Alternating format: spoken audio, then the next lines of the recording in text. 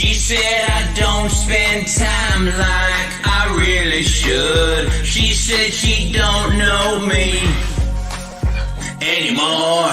I think she hates me deep down. I know she does. She wants to erase me. Who's the doctor? What's going on?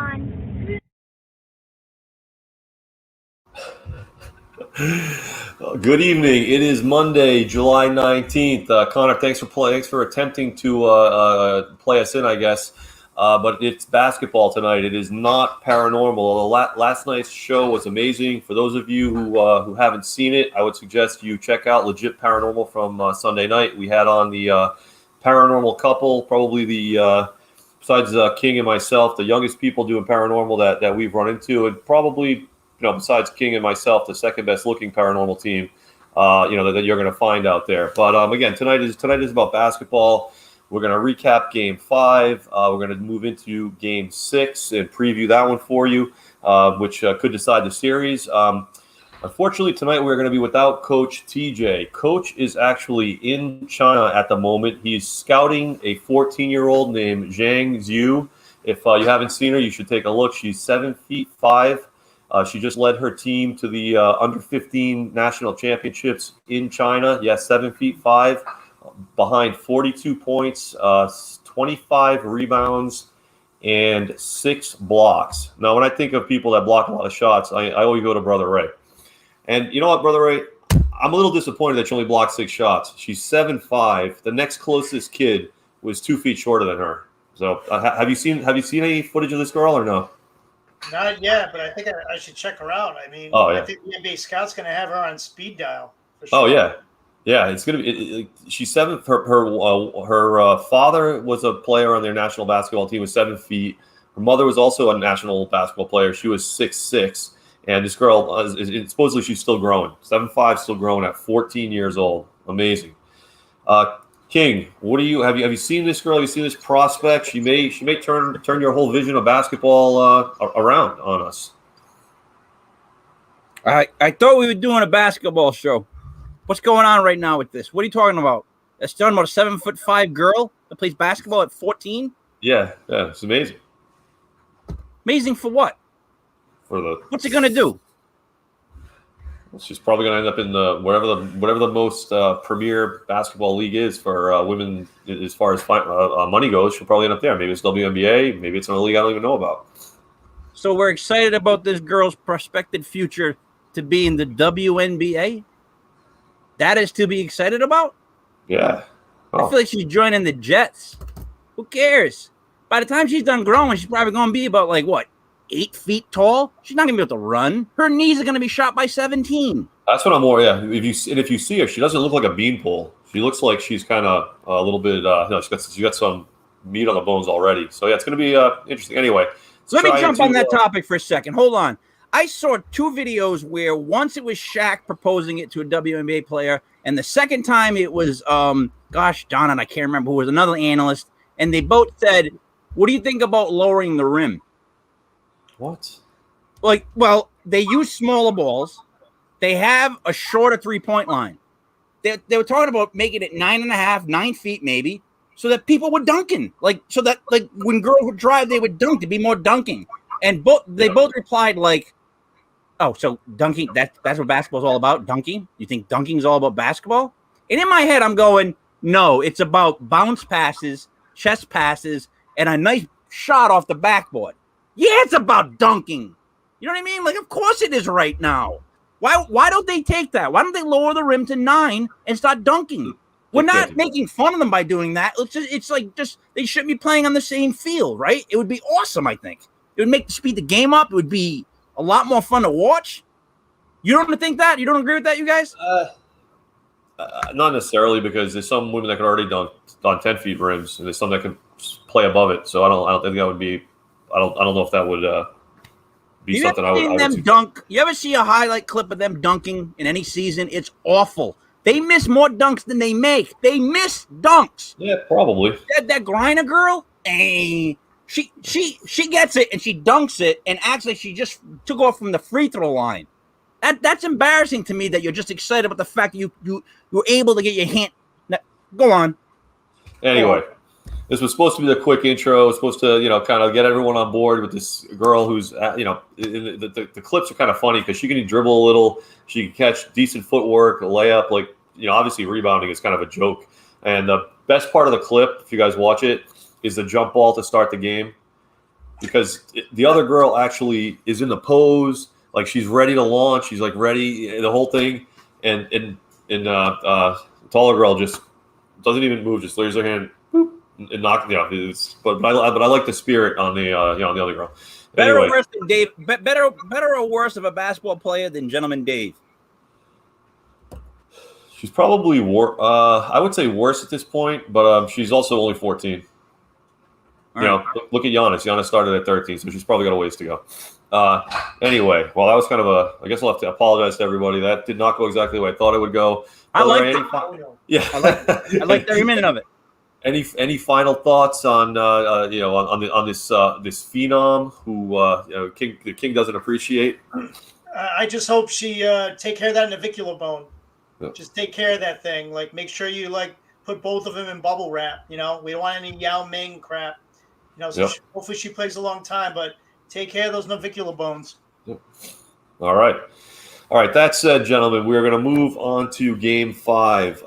Saturday night, phenomenal game. Milwaukee 123 at Phoenix 119. Milwaukee was a 4-point underdog, I believe. I picked Milwaukee again, and just in case anyone's keeping score at home, the only one on the show that's picked all 5 finals games correctly against the spread. So we're going to hopefully keep that up in Game 6. But I just want to get just kind of run through the game itself. And King, I know you're 4 out of 5, brother. I don't remember what you were, but just like this game was pretty great one to watch. And I was actually out. It was the first time I've been at a kind of sports bar with some energy in it in New York in a very, very long time. It was cool. And there were, believe it or not, a decent amount of Milwaukee. There were a decent amount of Suns fans, but somehow everyone was cheering for Milwaukee at the very end. So I'm not sure exactly how that works, but I'm sure you guys have been in crowds like that. But anyway, so Phoenix gets off to a hot start, up 16 at the end of the first quarter. They're 14 of 19 shooting, obviously unsustainable, but they're up 16, I think 37-21. Then Phoenix just completely fails in the second quarter. Milwaukee outscores them by 19, and somehow Milwaukee's up by 3 at the half.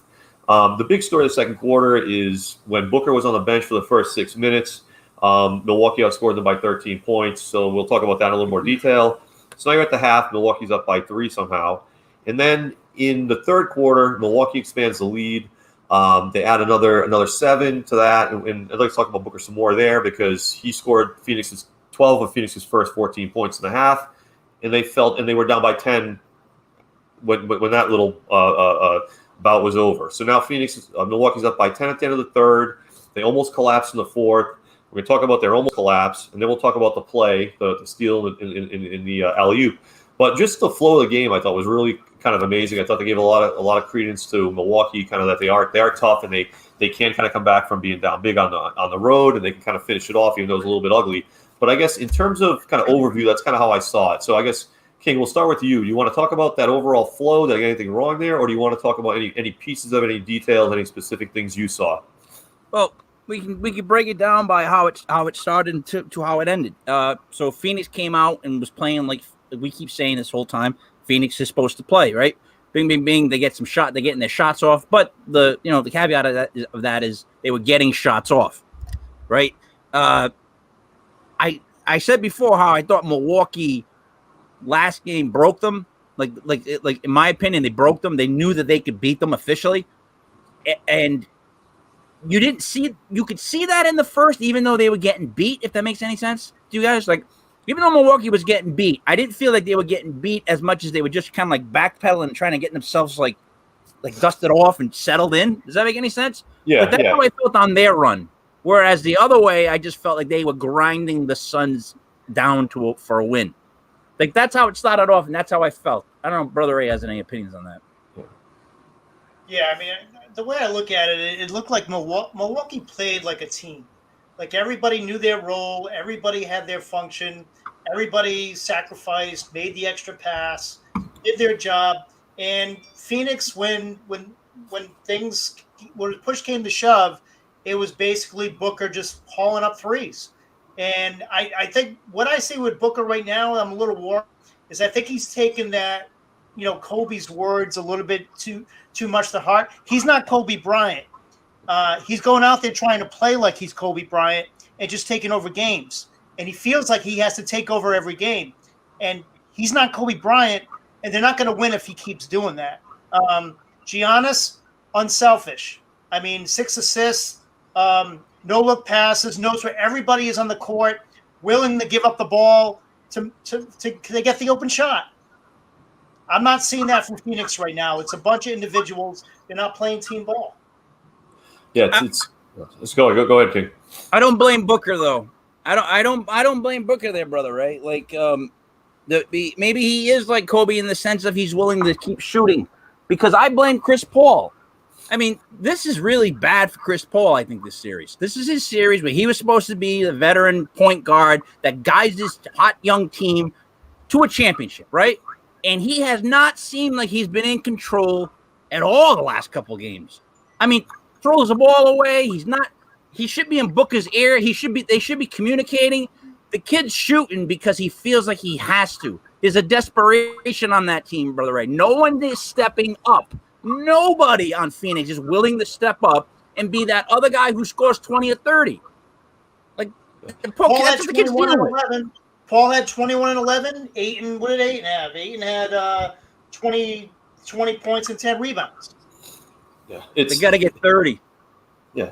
See, the strange thing that I see with Phoenix now is you saw in the first 2 games, and maybe it was part of the network just kind of hyping up the Chris Paul story. They'd show him like grabbing DeAndre Ayton's head, rubbing his head, and telling him, pointing him in a different direction. They show him whispering in Booker's ear, all that stuff. You don't see any of that anymore. Now, I don't know if it's not happening or if the networks are going along with sort of the changing narrative, but I don't think it looked like in the last show, I said I thought Paul was hurt. Now, I don't know if I believe that anymore because he looked good in the fourth quarter, but in the first half, he was passing up shots all the time. He was passing up shots the entire first, and I was going to, and we had the group text going. I was going to send that, and then he started shooting a little more in the fourth quarter. He was taking those shots, so I don't know what's up with him, and I don't know if we're ever going to know for sure. I'm sure something will leak after the series if he was playing with like torn ligaments in his wrist and they cortisoned him for the second half or something. Who knows? I don't know. If they could even do that, but there's something going on with Paul. I agree with that, and Booker is trying to step into the void, and I don't think the way he does it is always good. I think he takes too many shots and he takes them completely out of rhythm. I mean, I don't know. I don't have a solution. Obviously, I don't know what they should do, but he doesn't. They don't look like they're in rhythm when Booker is just letting it fly. Like in the beginning of the third quarter, it's a perfect example. He scored 12 of their 14 points, and they fell down by another 7. How many were shots? But that's Chris Paul's job, right? Chris Paul needs to take those easy 9-footers. He needs to get Ayton involved. There needs to be other options other than just because I'm telling you, at times when the other game when I thought it was breaking down, it just looked like they were just trying to find Booker because they had no idea how to score. And like the kid's gonna do what the kid's gonna do. I get it. I can see the frustration in the kid, but where's the veteran presence to pull him aside? Yeah, he's a black hole right now, Booker. He's literally a black hole. You give him the ball, he's shooting. And I understand no one else is stepping up on the team. Paul, in my eyes, he's checked out because he's not there anymore. He's completely checked out. You don't see him chirping at players. You don't see him yelling at anybody. It's like a completely different person than the LA series. The LA series, he was on top of everybody, of every aspect of the game. Right now, they're not finding that open person. They're not finding the open shot. They're not waiting for the extra pass. No one on the team is. And Milwaukee is, and you see it. They're playing unselfish. They're everybody's staying in their lane in Milwaukee and doing what they're supposed to do. And they're playing like a team, and it's obvious. So what's wrong with them? Because it can't be a wrist injury just for the fact that it's harder to pass than it is to shoot. You know what I mean? So he's out there trucking the ball around. So it can't be that. It almost seems like I got to be honest. It almost seems like his his balls are shrinking a little bit for the finals. You know what I mean? I'm being serious. Like here he is in the finals, and he's not quite performing, is he? Like he's not what you would expect of what he needs to do to get that championship. I think he knows what he needs to do to get this championship, and he hasn't done it yet. He's just not doing it. I think we need to give Drew some credit. All right. Yeah. I think we really need to give Drew some credit because he is playing tenacious defense. He's not always shutting people down, but every game he's basically contesting every time they bring the ball up the floor. Yep. He is on top of Paul. And yeah, but Paul's shown how many times that he can get open really quick. He goes by everybody, and then he looks like he's going to go, and he stops, and he passes. Dude, he can get by almost anybody to the foul line. Literally. Like, if he shot from the foul line, he'd be open every time, Chris Paul. That's how good he is with the dribble. So, I mean, I know what's-his-face, Holiday's playing, like, good defense in the sense that he's wearing him out, but Chris Paul needs to take that easy bunny shot. Like, the fact that he's not – guys, he's making the move by the guard. Like, he gets by his guy, and he's not pulling up for that jumper. I cannot – if someone explains that to me is the biggest mystery of the whole series. Why Chris Paul won't take a foul line jumper. He missed a bunch of shots, too. He was -6 for the game. So, I mean, he is still not playing the way Chris Paul should be playing. I mean, yeah, the box score looks okay, 11 assists, 20-something points, but he's not making an impact. And you see it, like in crunch time, Milwaukee has the formula. Everybody, you know Middleton's going to get inside the lane, hit that little 15-foot jumper. Drew, fearless. Taking 3-pointers. He's not stopping. He's going for the kill. Giannis, unselfish, knows where everybody on the court is and can just do things that few humans can't. Yeah, exactly. But, brother, I think you had your point there about them covering Paul, like the length of the court, is very valid. And they started doing that in Game 2. And Game 2 is, after Game 2 is when I started saying I think Phoenix has a lot to worry about. And it looks like it's just accumulating. And, like, he statistically didn't have a bad game tonight, but I think we all agree. Saturday, but I think we all agree he was missing something. We're all kind of saying the same thing there. And Game 4, he was terrible. He was absolutely awful. So I think you're kind of right that there is something about wearing him down. But King, I agree. Like with you too. I don't know why he's not taking that shot. Why he can't make that shot when he takes it. Like this, like what's going on with him? And they don't have a lot of time to figure it out. He's supposed to be a star. You know what I mean? Like, that's the level Chris Paul is supposed to be at, right? He's not playing like that at all. Yeah. He's handed the team over to Booker. I mean, let's put it this way. At the end of this game, when the game was over, they were walking inside the tunnel, and Booker was first. Paul was second. That tells me everything I need to know. Usually, team captain's in there first. Guess what? Booker was in there first. Paul was in there second. The mantle has been handed over to Booker. Paul's checking out. And maybe Booker's not ready for to have it in any other way but the scoring. Because honestly, when you watch him shoot and he's on, it's absolutely stunning to watch. But it does take them out of the flow. So a couple of kind of high level big picture stuff that I see if you guys have any thoughts on. So. I always talk about kind of the variance of things. And first quarter, Phoenix was 14-19. You're not going to repeat that. Second quarter, it flips. Milwaukee goes 9 for 21. Sorry, Phoenix goes 9 for 21. Milwaukee goes 17-24. So it effectively flipped. And then for the game, they were almost completely the same. Phoenix was 48 of 87, 13 of 19 from 3. Milwaukee was 50 of 87, 14 of 28 from 3. So to me, this is like another reason for Phoenix to be scared, because Milwaukee finally had a game where they got hot. They've been shooting threes at like 30% for the playoffs, something really low, 31% maybe. And they finally had a good game, and they were and they were able to put up 123. Phoenix in the two games at home put up 118, and now 119. And the theory was kind of, well, Milwaukee's not going to be able to keep up in Phoenix, and they proved they can do that too. So from a big picture, I get even more afraid seeing Milwaukee put up those kind of numbers. And that's not even my overreaction yet, but seeing them really, really turn it on like they did in the regular season and have like another offensive gear was not something we've seen before. Do either one of you have thoughts on that, or am I reading too much into one game? I mean, I was just going to mention the one guy who I think is going to make a lot of money next year with a contract is Connaughton.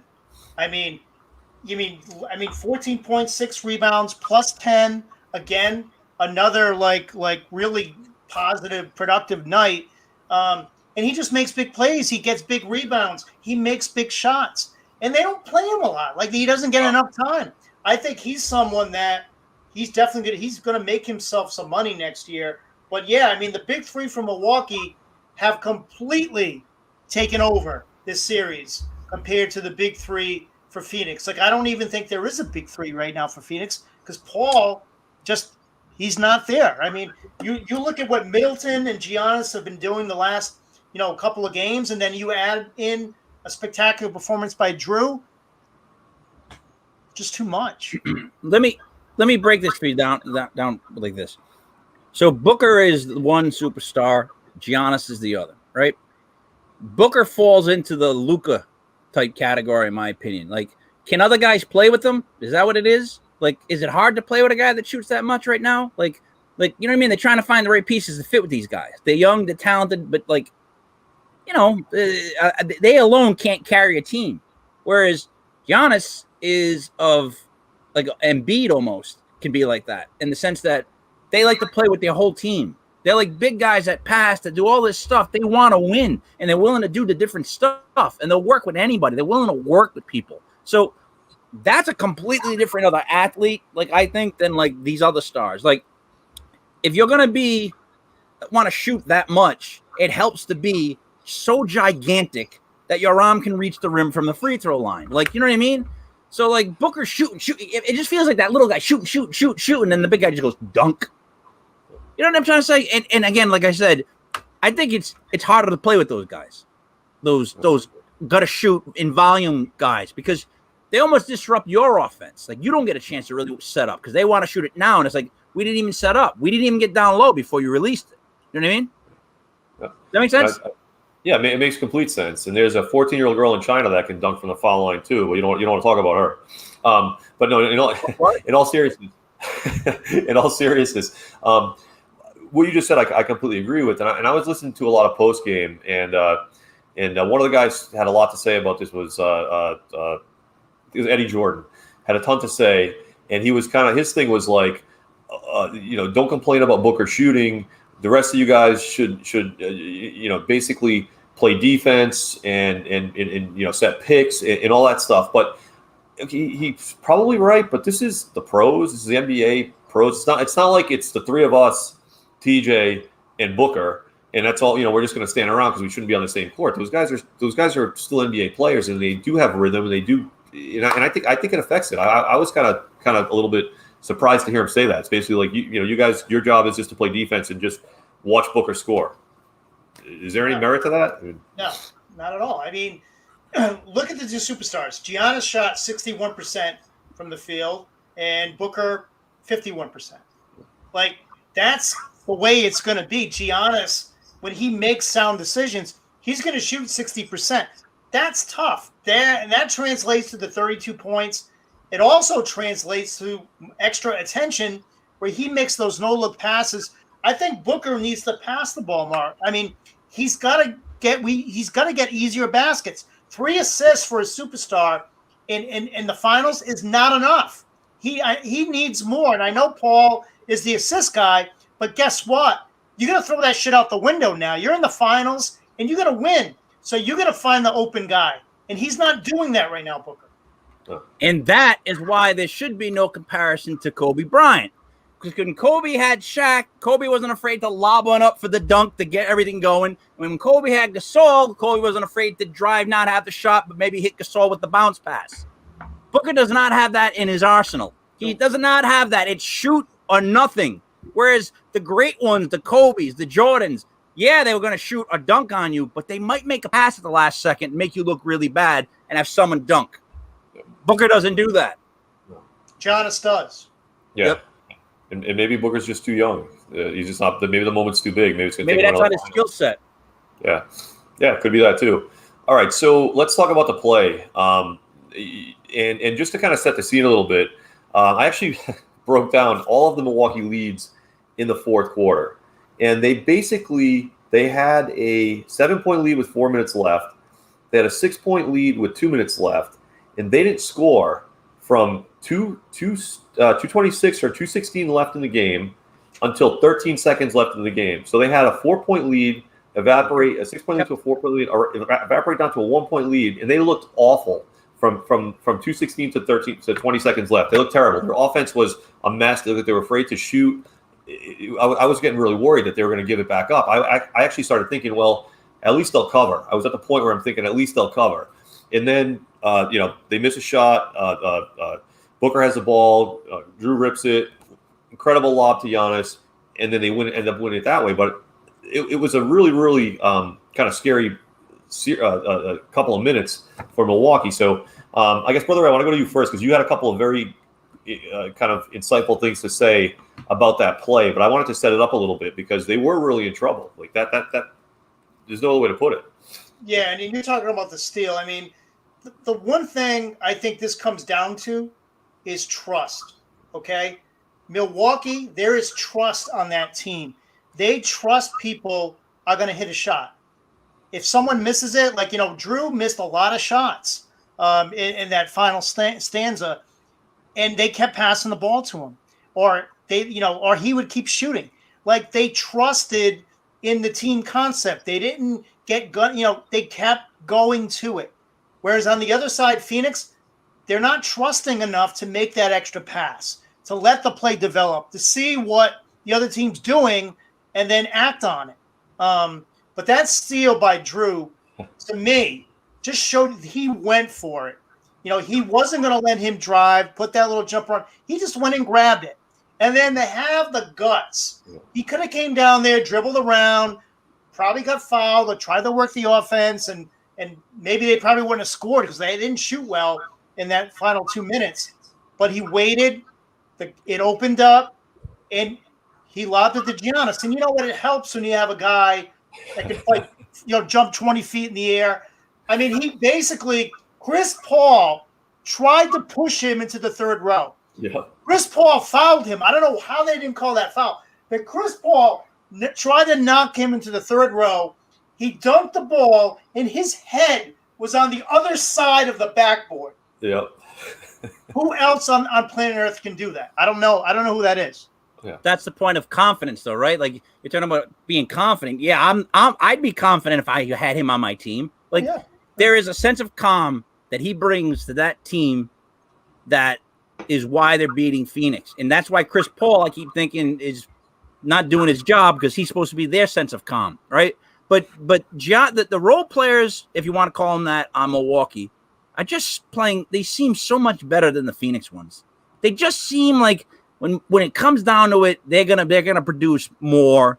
It's like it's their time. That's how I feel right now. It's literally that's where I got last game and then this game, and it's just their time. I think they feel it. They got the best player in the world probably on their team. This kid's gonna be, if he keeps playing and he stays injury free, he's gonna be up there. Like he's unbelievable. He's unbelievable. Oh yeah. If you guys caught his humility speech, Giannis, it's unbelievable. Talking about the humility speech, I made my son watch it. I made my daughter watch it. I can't make my wife watch it, but I made my kids watch it. But just amazing. Like, that's the way he is. That's him. That's not bullshit. That is Giannis, and that's why he's so great. That's why plays around him play great. Yep. Yeah. And like some of his comments specifically about that play, Drew's dribbling the ball up court. He actually pulls it up for a second because Giannis basically was yelling, I'm open. And Drew didn't want to launch it. And then he let it go. And obviously you described it perfectly, Brother Ray. But after the game, Giannis went to Drew and said, thank you for having the trust in me to launch that pass, because no one would have said he did anything wrong if Drew pulled up, started the offense, even though, like I said, they couldn't score for over 2 minutes. No one would have complained. It would have, and they would have tried something, and maybe they would have gotten fouled. Who knows? But he took the risk because they all trust each other. And if he missed that dunk, they wouldn't have held it against each other. They would have gone back and played defense, hard defense. It's very inspiring to watch when you hear him talk like that. How everyone else feeds off it. Yeah. Anything you want to say about that play? If not, I want to get to what you said about the bench players, the role players. Well, I mean that play. That's one of those plays that when you see it, you say to yourself, that'll be one of the plays that they show when they talk about this series. Like that's it. That was it. Like you know those moments you're like, oh, there it is. So yeah, it was. And Brother Ray's right. The freakish ability to be able to catch it and still dunk it the way he was dunking it, that also shows that he's playing his ass off, because that couldn't have felt good. You know what I mean? Extending like that. And the flex was unbelievable after. I was just the stare down. The stare down was yeah. Great. That's so I heard someone call it like that's the flex when someone owes you money. That's it. I do that some morning, like after I pour my coffee, like at breakfast. Like, Well, wait, listen. So really quick. So I've coached the Rising Suns, things like that. I've had kids that I've taught how to play basketball, and one of the guys, Lincoln, he's going to I told you he's going to a prep school in like South Carolina. Good player, that kid. He was over the house today. He's playing outside with Mike in the yard, and what I told him once to do is, because he dunks, he just drives by people, and before they know it, he surprises high school kids because they don't think he's gonna get up that high and dunk. Like they just think he's gonna go for a layup, and the next thing you know, he's going over them and he's dunking. So I'm like, dude, you have to flex after you make like a monster dunk. Let everybody know. And I was at a game last year where he jammed it and went, and I was like, yeah, that's exactly what you do. You let them know what you just did. So yeah, I'm all for it. He learned that from me. He learned. Yeah. That gets you scholarship. That gets you scholarship right there. Right? I was trying to explain to a junior, like, I'm like, dude, there's nothing wrong with bringing positive attention to yourself. Because what Junior will do is he'll make like a Ernie D type pass, like a bounce, it'll hop right to the guy in stride.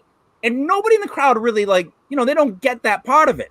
I'm like, man, you need to like make a pass like that and then point at the guy you just gave it to until he turns around and acknowledges you. Yeah. And then you put your hand down. Like, I'm being serious. You got to bring positive to you, you know? Yeah. Absolutely. I loved it. That's awesome. All right. So King, let's get into what you were saying about the role players, bench players, whatever you want to call it. So each team, has got the 3 stars. Whether you want to argue the caliber of each one, but the big 3 on each team that we all know. And then the Bucks go with Brook Lopez and PJ Tucker. Then they bring Connaughton and Portis off the bench and a little bit of Jeff Teague to play some defense. And everyone says don't play Jeff Teague, whatever. We'll leave him out of it. But it's really their starting 5 plus Connaughton and Portis. And on Phoenix, you got Ayton, Booker, Paul, and then you got Crowder, Bridges, and then they off the bench. They're doing Cam Johnson, Campaign, and Torrey Craig.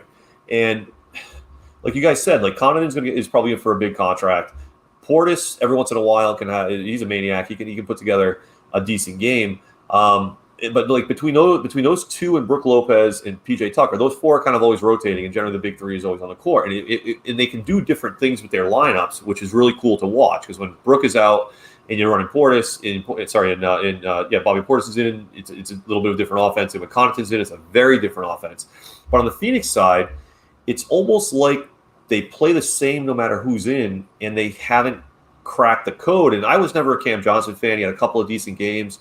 But he seems like he's going to kind of falling apart a little bit. But like they're 5 plus their role players. I think Milwaukee is definitely stronger. I mean, brother, you kind of see the same thing. I think they have more flexibility. I think they play different ways.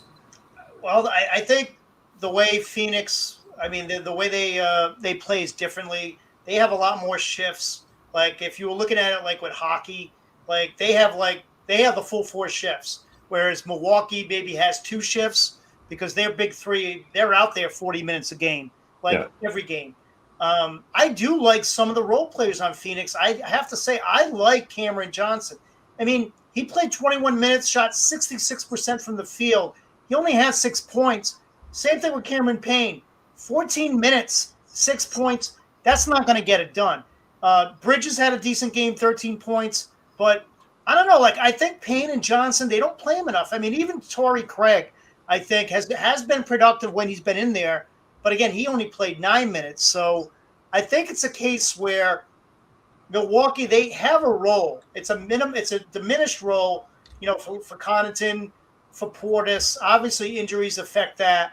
Lopez, you see the way they've minimized Lopez's defense as the games have gone on. Giannis now is in the box, and he has shut practically everything down.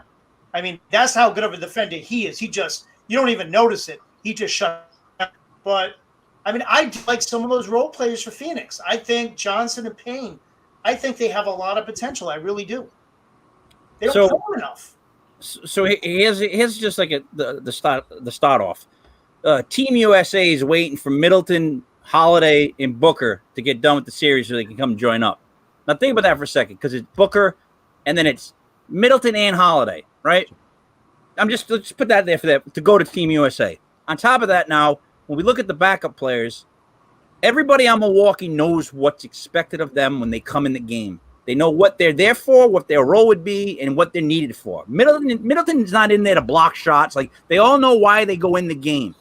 Tell me Phoenix knows what they're doing. Tell me that they all know why they're in the game, because I'll tell you, they don't look like they do know why they're all in the game sometimes. I think if it's not running correctly, again, back to Chris Paul, and Booker shooting too much or Aiton's too high up, and this is going on, what are those guys? Those guys don't know what's expected of them. That, to me, is what's coming through in this series. And it's unfortunate, because when you don't know what's expected of you, you're never comfortable on the court. And how can that be with Chris Paul as your floor general? Unbelievable. How can that be? Chris Paul, we all thought for sure he was going to be the difference maker in this series because he was the floor general. He's looking for his first ring. I thought he would bleed out on that court, to get this ring. But it just hasn't happened yet. And I don't understand why. Is it a physical injury? He's not saying anything. We're not hearing anything. And his energy level it's in the toilet. I mean, I just don't get it. Yeah. No, I completely agree. And it sounds like we're kind of pivoting over to kind of the rest of the series, Game 6. But and I want to kind of focus the discussion there. But any final comments you guys have on what you saw in Game 5?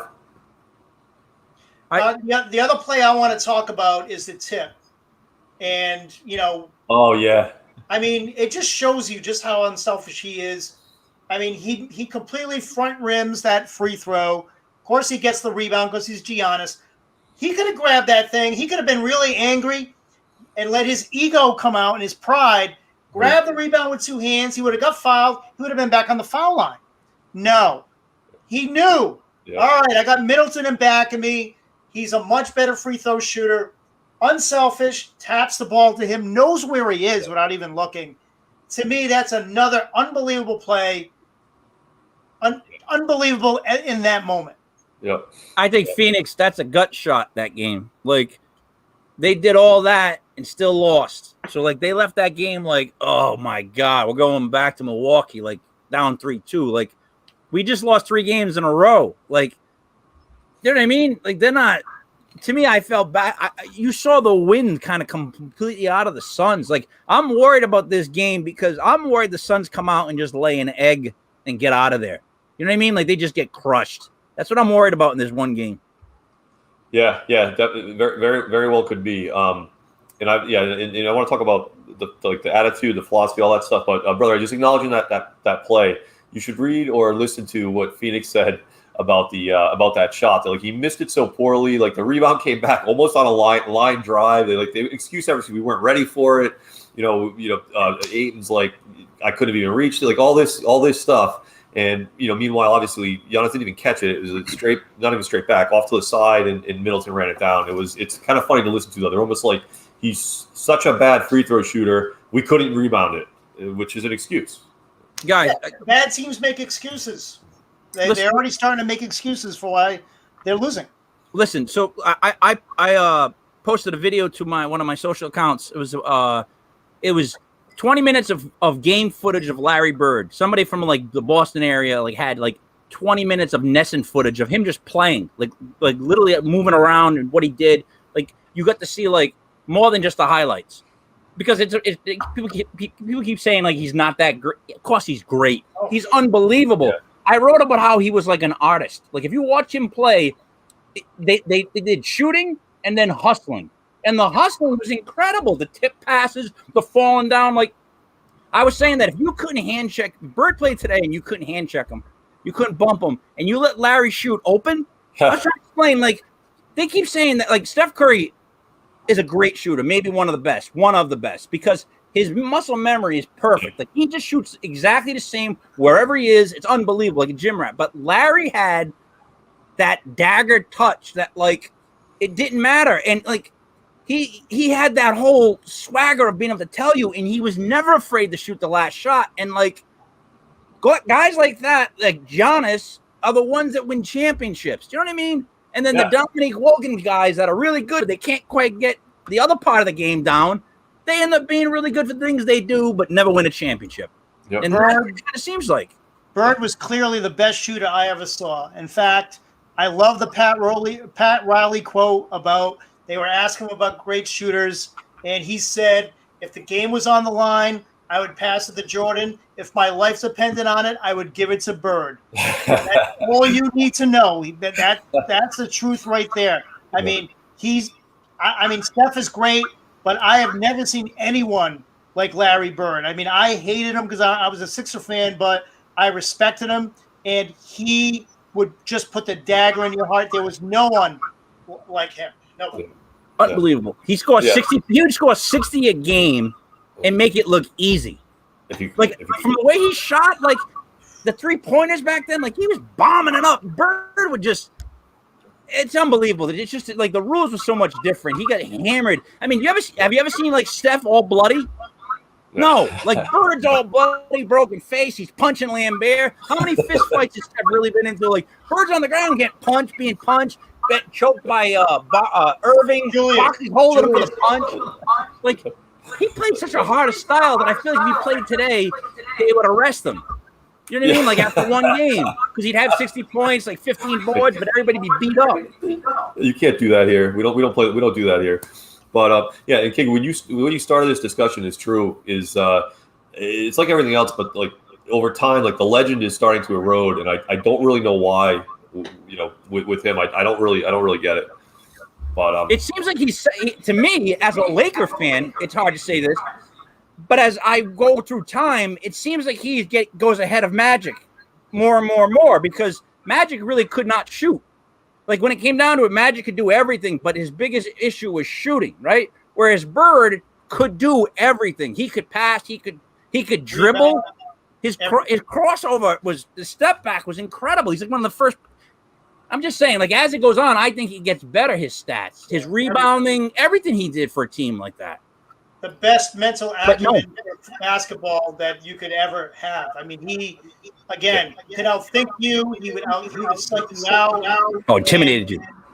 He just knew. He had basketball within his veins. Yeah. Love it. And as a Celtics fan, like, obviously I was a massive fan, and yeah, I think I like the idea of watching some actual just game footage, not just highlights, because unbelievable. I remember as a kid, a teenager, I would watch Celtics games on Channel 64 and listen to the Johnny Most audio broadcast. Best thing you could ever do. Like, and I would also chart them myself, like have the all the stats like myself, like the whole time. I would probably pay money to be able to go back and do exactly that. But anyway, so moving on to Game 6 here, because we got to kind of preview this game. It's Phoenix +5 at Milwaukee. Over under is 222. We kind of talked a lot about different things, but I want to have you guys listen to my overreaction, because I did it a couple of games ago and had a little fun with it. So my overreaction now is that in the beginning of the series, everyone was sure that Monty was a better coach than Bud. I don't think that's true. That's my overreaction. That Budenholzer is not getting enough credit for the adjustments that they made to shut down Phoenix, because in Game 2, Phoenix hit, I think, 9 or 12 corner threes.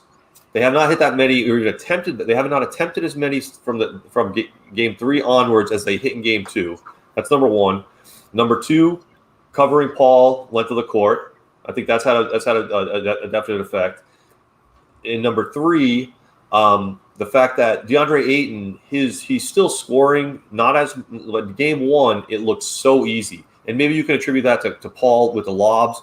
But he was catching catching lobs and just slamming them home. It looked like it was going to be a runaway series for Phoenix, and everything they're doing right. Now, Bud did those adjustments, so we'll put that on one side. And now on the other side, with Phoenix, a couple of things you hear about are, one, that I don't know if it's game 3. It had to be game 3. It was still a contest. He sat Booker the whole fourth quarter, and Brother Ray had a good defense of that, but that's come under fire a little bit. And then game 5, the beginning of the second quarter. The second quarter starts with Phoenix up 16 and Booker on the bench. He walks Booker to the score. No, Milwaukee's on a run, the whole beginning of the second quarter. He walks Booker to the scorer's table with 8:45 left to go. There's not a stoppage until 5:46. By that point, Phoenix is now only up by 3. So the questions are, there's questions on not being able to change the style they play to react to Milwaukee's changes, and then some of the personnel, like I just said, some of the substitutions, and then just overall minutes. The Milwaukee Big Three are playing over 40 minutes a game, sometimes 42, 44, whereas on the Phoenix side, they're playing less. So, again, you guys, I always kind of like to throw these ideas off of you. Is that it's an overreaction, of course, but is there some merit there? And then the next thing is, what does Monty have to do, and what does Phoenix have to do to get this series back under control? I don't think it's the coaching. I think it's the horses. Like, Phoenix doesn't have the horses right now to compete with Milwaukee. And sometimes as a coach, there's only so much you can do, because you can't get your players to play better. Like, sometimes you can't be like, hey, Paul, go out there and do your job, actually. So they're trying to make adjustments, but they're not playing. It's weird, man. When guys aren't playing, coaches just lose that faith in them, and then the rotation gets funky. Basketball is definitely one of those games where when stuff starts to break down, it really breaks down all the way to the coaching level, because you're like, what do I do? Like, Paul's supposed to be my extension on the court, and he's not right now, because we're not. Dude, you're right when you said the first game when they came out, they were feeding Ayton down low. They were doing all this stuff. Paul was penetrating, all that stuff. It's deteriorated to almost like, when it's clutch time, just run around, wait till Booker gets open. So it's like they don't even have that going for them. So I don't think it's the coaching. I mean, maybe a little. I just mostly think they're just not showing up. The horses aren't there. All right, so Brother Ray, what do you think? I mean, I think sports, I think it's about adjustments. I mean, we look at football and someone like Bill Belichick, who is known for making adjustments, in a season, in a game, in a second half, to get his team over the top. Sometimes you have to look at what's going on, and you have to make that adjustment. I mean, I know Monty has that rotation, and you know what? They've been playing it all year. They've had great success. They're in the finals.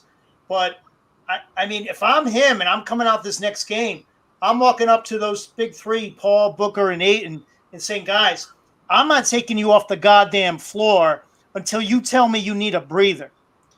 This is the NBA Finals. Their back is against the wall.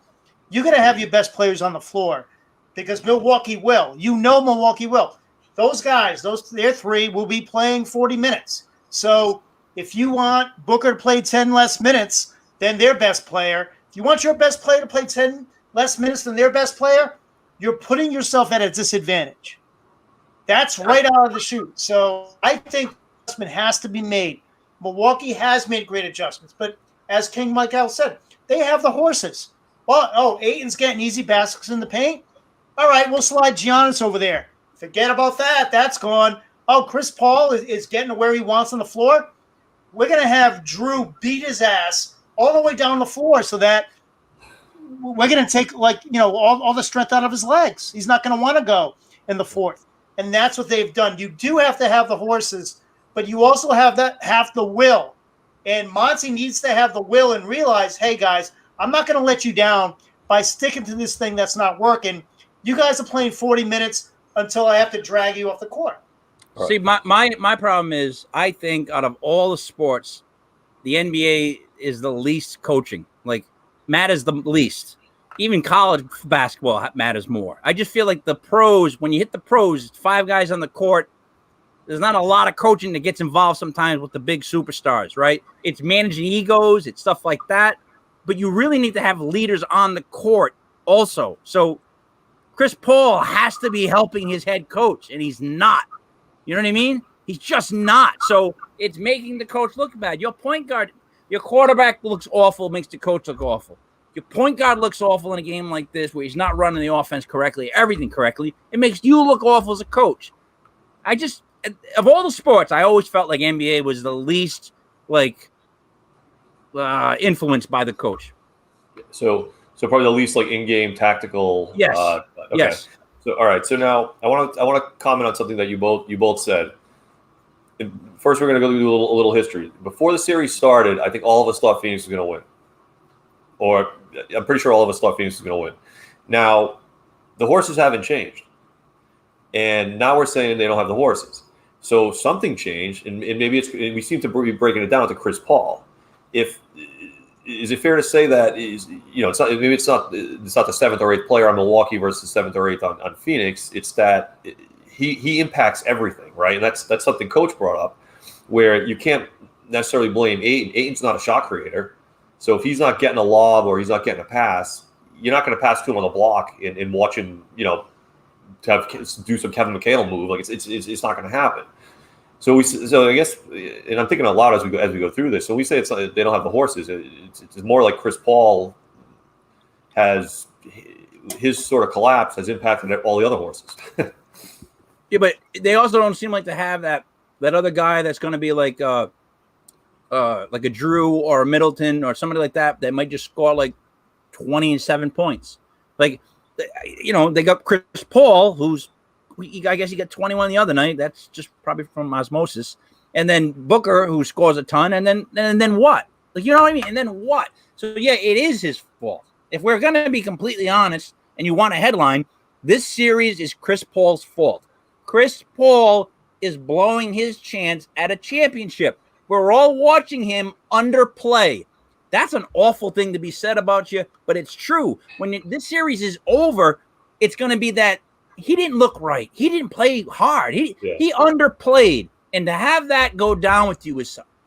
I would go out and I just punch Drew Holiday on the first play, rip my shirt up, do something, because I don't want to go out and be known as, oh, yeah, he got to the finals one time. He just didn't really play that well. It didn't seem like he was all that into it. He seemed like his head was in a fog. He's supposed to be one of the greatest point guards of our this generation, and his head's in a fog. What is that about? Magic Johnson was never in a fog. Never. Can you imagine next year they're going to be millions of kids around the country watching TV. They're going to see a State Farm commercial and go, "Hey, that's the guy that blew the NBA Finals." Yeah, no, it's a really good point, and this whole point guard thing, which I hated from the first second I heard it. That it's all going up in flames. But King, something you just said there, Magic Johnson, we'll never know who went through what in their finals, and there was actually less reporting, much less media when in the 80s and 90s when we were watching basketball as teenagers and stuff. Now it almost seems like every single thing you do is overanalyzed. And I think you saw it in the Sixers series. I think the media helped break Ben Simmons, honestly, because every single thing he did made front page. It was front page sporting news everywhere. And I'm just kind of curious, the impact that this level of deep coverage has on these guys. Who knows? Chris Paul, this just might be Chris Paul. What does he have to show in his past? He's never gotten this far before. There's always been some kind of collapse that he's been blamed for. Maybe this is just who the guy is. If you can't get up for the NBA Finals, you have no right even putting on sneakers in the first place. Look, the great ones never look like they're having a bad game in a series, a championship series. They just don't. They play their butts off. Come on. You know what I mean? Our biggest issue with Chris Paul right now is that it seems like he's just not playing hard enough. There could be no bigger insult. Because he can't control his teammates. He can control how he played. He can't control the crowd. He can control how he plays. He can't control the media. He can control how he plays. The only thing Chris Paul really can't control is how he plays. And he's not giving it everything. So it's I can't believe it too, because I really thought he was going to play balls out. let's get this championship because this is my best chance, and it might be my last chance, right? Let's get this done. I'm the best point guard here. Let's get this done. Nope. I mean, you guys saw the LA series. Yeah. He looked like Chris Paul, a first ballot Hall of Famer, no doubt. I mean, he carried him on his back and did everything you thought he'd be doing in this series. And as King Michael said, when he's not playing, it just affects everybody. When he's not driving to the basket and getting layups, Devin Booker doesn't have an open shot. You know, when he's not distributing the ball inside to Ayton or putting up those nice alley-oops, Ayton is not in his comfort zone. When Ayton's at the top of the key and you're asking him to create offense, you're in a lot of trouble. And when you turn back and your rock is rattled and he's throwing the ball out of bounds, like, you get rattled. Like, if anything, you want Chris Paul to be stoic, have like an Eli Manning face. Just stay in it, dude. Don't crack, don't ravel, don't show any cracks and chinks in your armor, and he's doing it. So that doesn't help everybody else. Whereas Giannis is like a dog mind. He's just like, let's go out and play. Let's keep going. Let's keep going. Let's keep going. There it is. All right. So are we ready to get to picks? Does anyone have? So I don't think we've solved it though, or I still don't know what Phoenix does. I don't think play better is a strategy. I think the last two games were soul crushers. You know, you had the block. Phoenix was up by 9 in Game 4. Giannis had that block. They lose that one. We all know what happened in Game 5. We talked about that.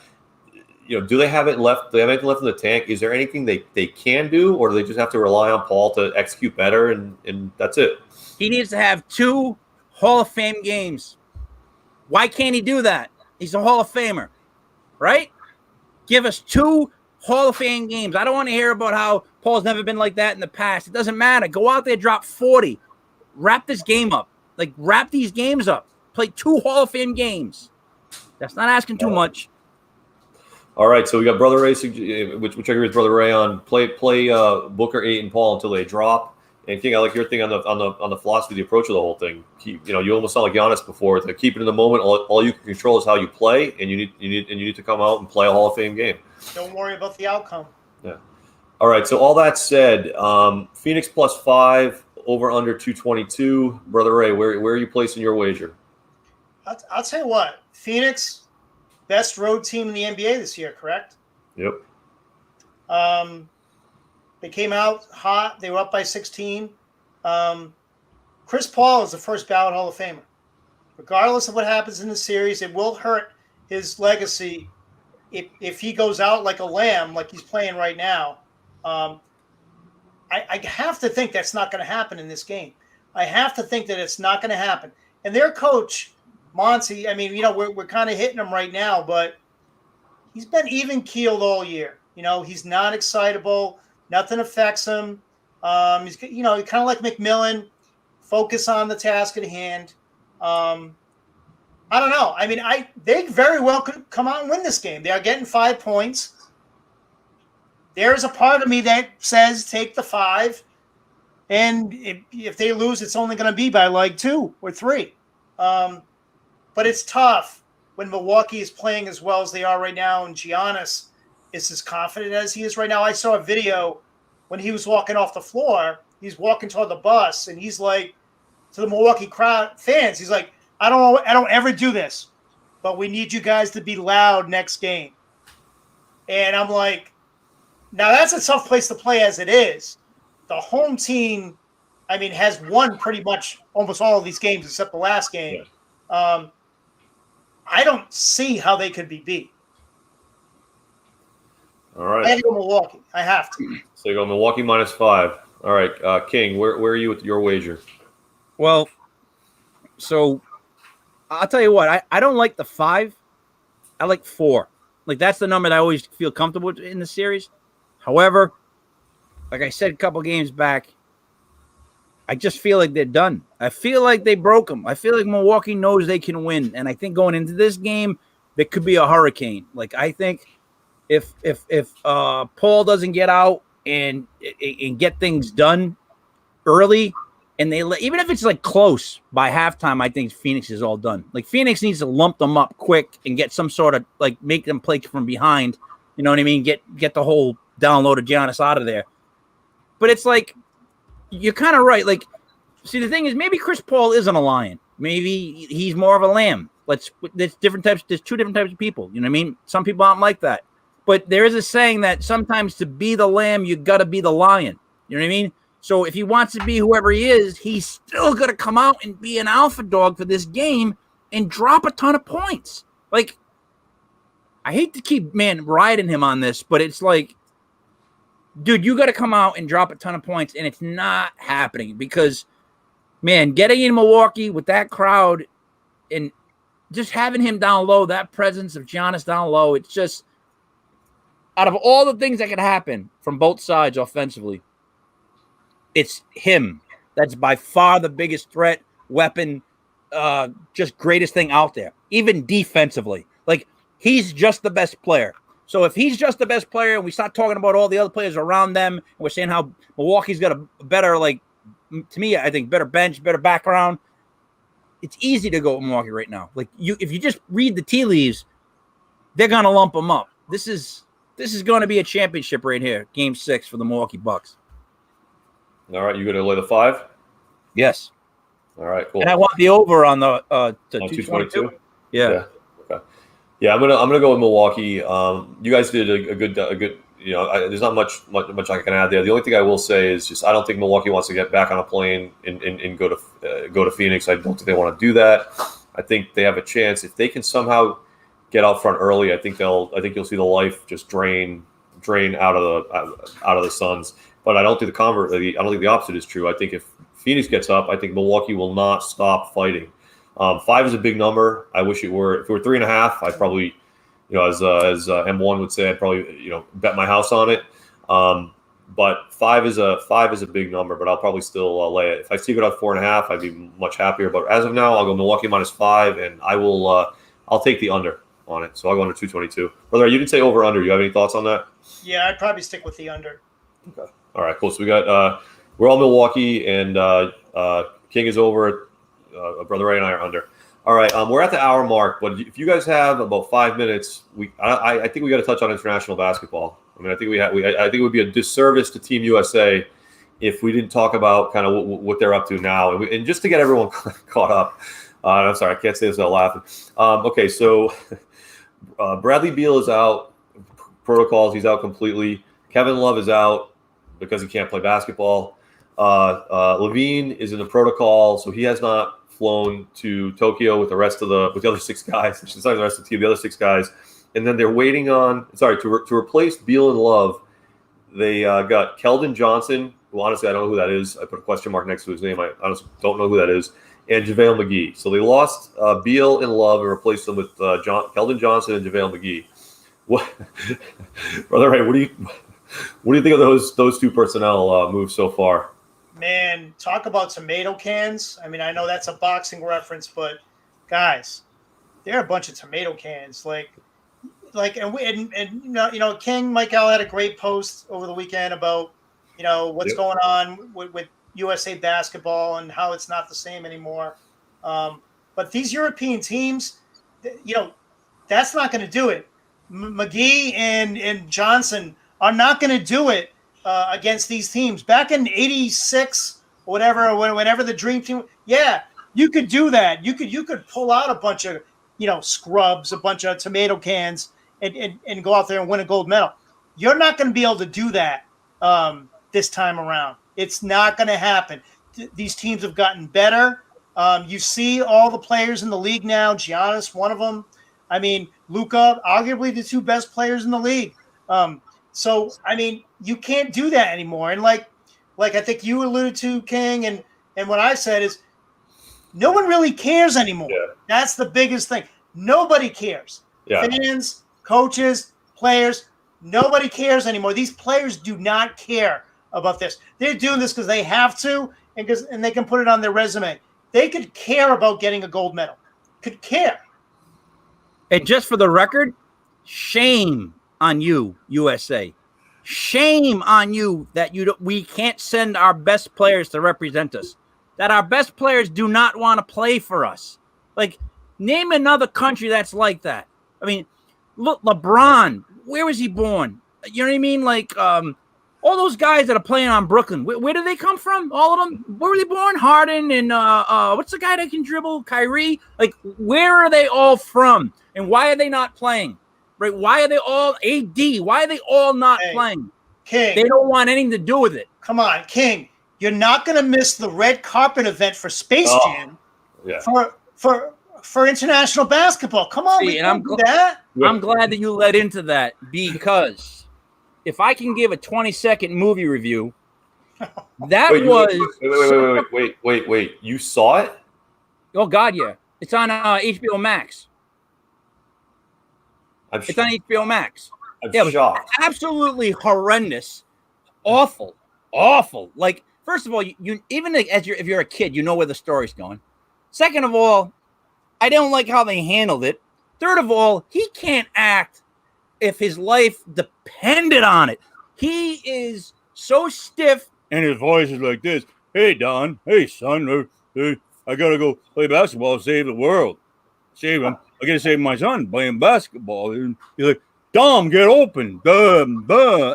He's so dumb. Like, God help us that LeBron James is like you know what?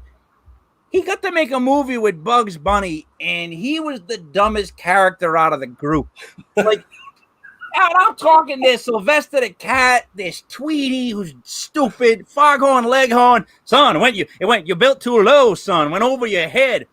Porky Pig, who stutters. There's all these dumb characters, but the dumbest character of all in the whole movie was LeBron James.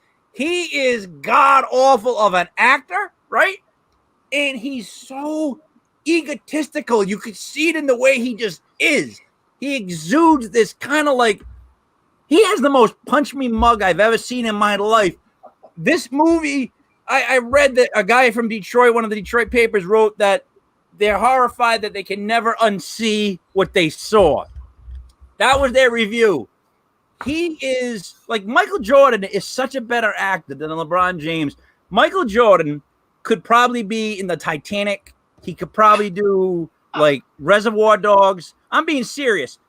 All those roles. That's how much better he is. And LeBron James could maybe do House Party like 6 next. Like, that's where if LeBron James was in Reservoir Dogs, he would be Mr. Pink. No, Mr. Pink was good. He was a good actor. He'd be like Mr. Brown. Who was the guy that never really said much? You never saw him. That's who he should be. He needs to shut up. But listen, that movie is really bad, and and Don Cheadle. Come on, Don. What a bad look for you. No. I'm a big fan of Don Cheadle. It's good. This was horrendous. This was I was forced to by, like, I don't know what. It's look, guys, if you really like, say you're like, you know, when you eat something and you just can't quite get it to pass, it gets stuck in your stomach, you're like, I don't know, is this agita? Like, nah, I got a poop brewing, like something like that. Watch this movie. By 10 minutes in, I swear to you, you'll be clear. You won't have anything left. You'll have abs. You will crap and poop out everything in your body. That's the reaction I had to this movie. It was awful, and it was just so self-serving and so, hey, it's LeBron James. Like, the whole movie was basically just like, it's LeBron James. It's LeBron James. Like, you ever read Clifford the Big Red Dog? Every goddamn book is about how he's too big. Clifford goes to the zoo. He's too big for the zoo. Clifford goes to the baseball field. Guess what? He's too big for the baseball field. Clifford the Big Red Dog goes to the fire station. You're not going to believe this, guys. Too big for the fire station. That's what it's like watching a LeBron movie. It's just, it's LeBron here. LeBron's over here now. Look how dumb LeBron is in this situation. Genius. I'm a little confused because he's being really vague about this. I'm getting mixed messages here. I can't tell if he liked the movie or not. Well, I have one question. How big was Foghorn Leghorn's part? Because I love him. I tried to explain him to a British coworker. Much more difficult than you would think. Was he the coach or something? Because he sounded like he was giving tips. You're going too high, son. No, that's just how he talks. He's on the team, right? Wow. I don't think he starts. It's LeBron, and I know Tweety started, which right away shows you who's coaching. LeBron is. What Tweety's doing in there, I don't know. The Girl Bunny, Bugs Bunny, like Daffy's in a tie. He's not even playing. He's pulling like a Kyrie. He's just like done. He don't want nothing to do with it. He's gonna sit there and watch. Despicable. He's like AD in street clothes. But you know what I mean? And it's just about LeBron. And like it's about his son wants to build video games, but his dad keeps wanting him to go to a basketball camp. And it's like the kid doesn't like his dad. The movie's about how the kid doesn't like LeBron James. And I'm like, yeah, you shouldn't like him. Then he starts to like him. I'm like, this movie's all wrong. Like, they're tricking you, kid. Go with your first instinct. You didn't like him. You're right. And, dude, here's the thing. One of the jokes was, when you're outside shooting around LeBron's yard, all you're going to say is ball, and this automatic machine shoots you a ball. And there's all these palm trees, and he's so friggin' rich, right? And one of the jokes was the oldest son mentioned the word ball by mistake, and it hit him in the head. But that was the whole setup for that thing.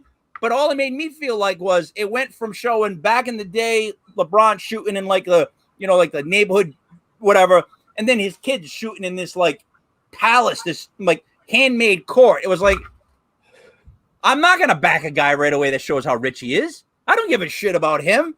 He's complaining about his kids caught in a computer. You got a ball machine in your goddamn backyard. You're LeBron James. You're rich.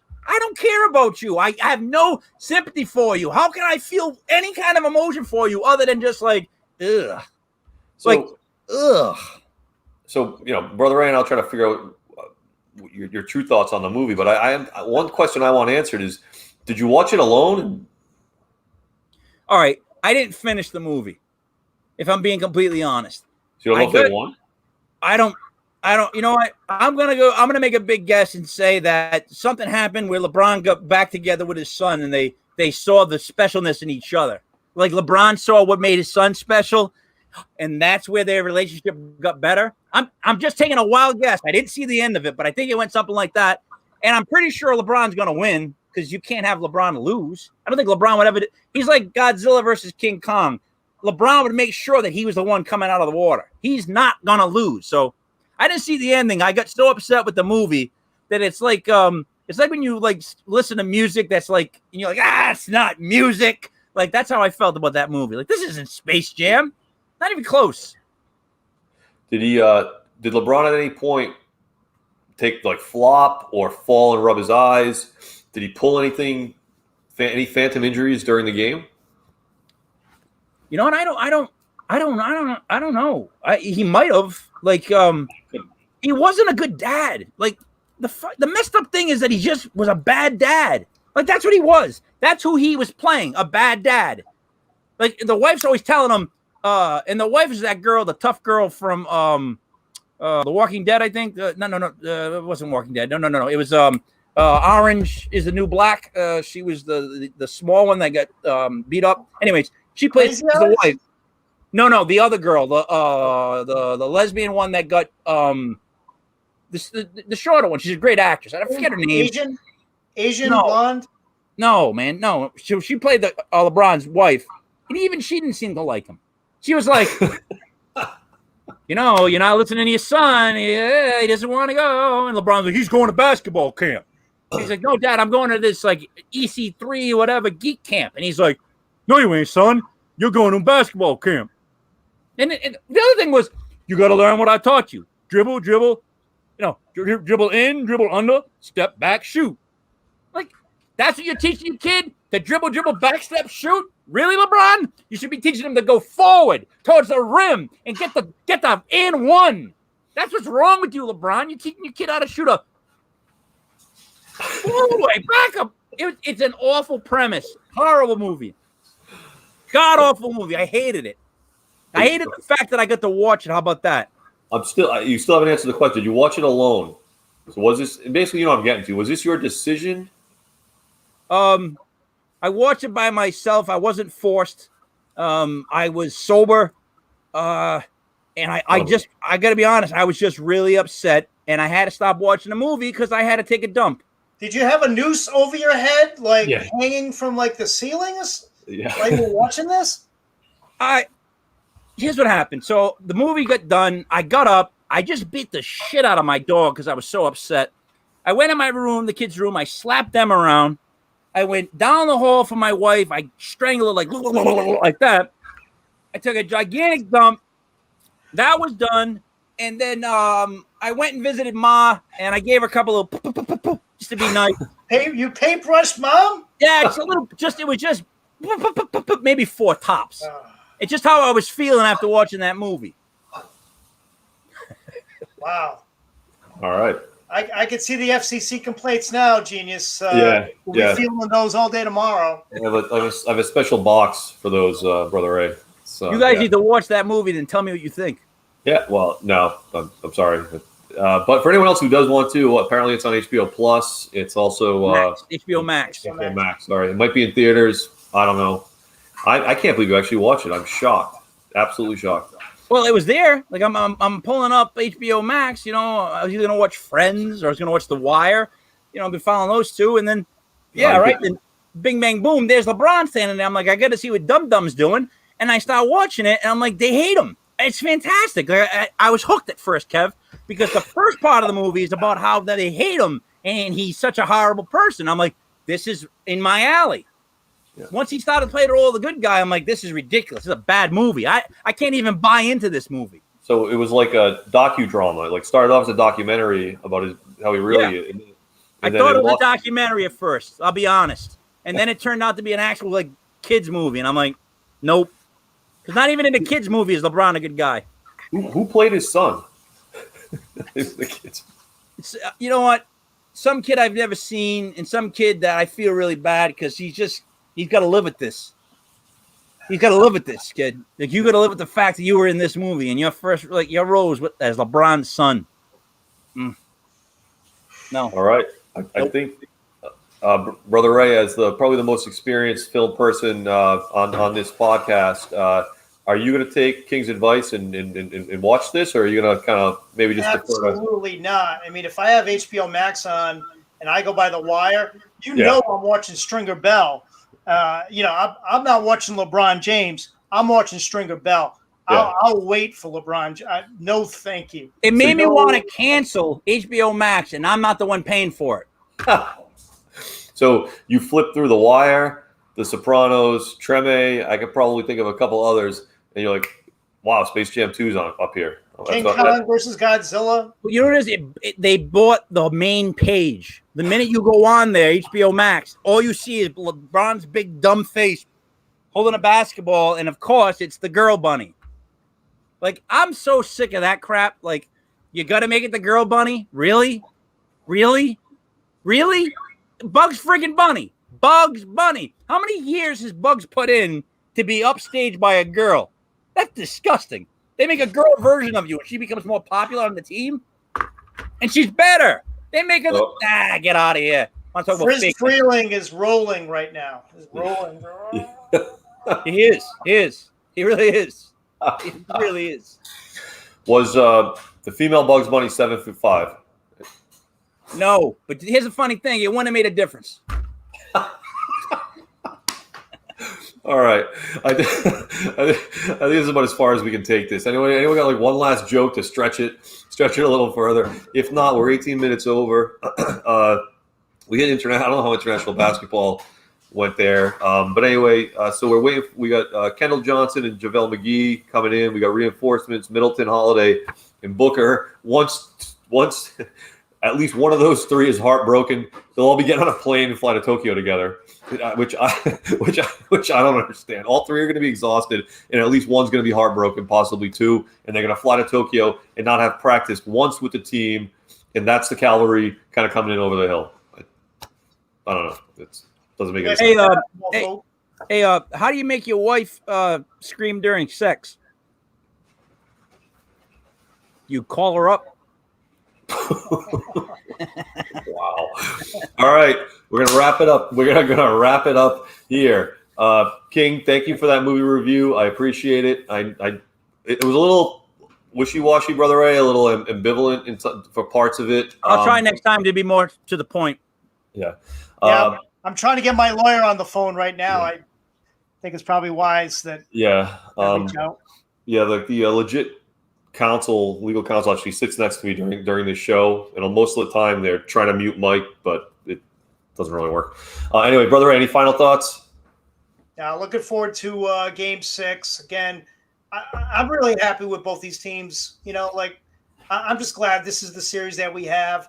And it's so great to see someone with the humility of Giannis, being successful. I would love to see him get a ring. I'd love to see Chris Paul get a ring, but I'd really love to see Giannis get a ring, especially the way he's carried himself through this finals, the way that team plays, so unselfish. That's what the NBA needs right now, not Space Jam, not the Brooklyn Nets, not any of these other super wacky teams.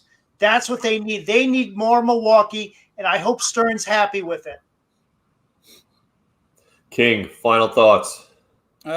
It's all over. It's all over. It's all over, and it's a shame because it's been a great playoffs. But Milwaukee ends it, and that's just how it is. And Chris Paul has to live with this. I don't know what else to say, man. I wish he was listening, because, dude, it's a shame. It really is. It's a shame, in my opinion, to go out the way he's going out. That's that. It's like Glenn Ross, right? Remember when? I could have been a salesman. Yeah. Yeah, I could have won an NBA championship. That's going to be him. He's the guy at the bar that Alec Baldwin was talking about. Yeah. True. King, lightning round. If Michael Jordan was in Glenn Ross, who would he be? Oh, he would be what's his face? One of the brothers. You just said him. He'd be what's his face? The brother. The brothers. He was on. He does Trump on Saturday Night Live. Baldwin. Yeah, he'd have to be Baldwin. The guy yelling at everybody. All right, Brother Ray. Do you agree that LeBron could be Sheldon the Machine Levine? Could he pull that off? Yeah, I don't even think he's Sheldon. I don't think he's that good enough to be Sheldon. I think he's Alan Arkin. I think he's Alan Arkin in that movie. Running around going, oh, what am I going to do? No, I'm not doing that. That's more his speed. I mean, yeah, he's not Shelley. Shelley was played by a masterful actor. That's not LeBron James. All right. Hey, did I tell you I saw a movie with LeBron James yesterday? No, you didn't. King, I'm going to end it with I think Milwaukee closes it out. I think bet them -5. I think we'll all be much happier when the finals is over. So this show can go down to once a week if the FCC doesn't shut us down first. But I also, King, I want to thank you for the tying LeBron James to Clifford the Big Red Dog. I don't know if it's an analogy. I don't know what exactly that was. I appreciate it. That made my whole night. It's not fair to Clifford. It really isn't. It's kind of true, though. That really was a bum series of a book. That all it was there he is. Someplace else he's too big. Now I'm thinking about it, and I feel kind of stupid that I didn't figure that out as a child. They made hundreds of books. He made how many books did they make? And it was all about the same premise. That's all they had. Unbelievable. I'm going to go yell at my mother. Probably not going to do the paintbrush. I'm not going to do the stuff you did. I'm just going to have a conversation with her. Anyway, go read one. For Legit Fantasy Basketball, this is Genius Kev signing us off on Monday, July 19th. Thank you, Brother Ray. Thank you, King Mike L. We will talk to you guys again on Thursday, either previewing Game 7 or wrapping up the series.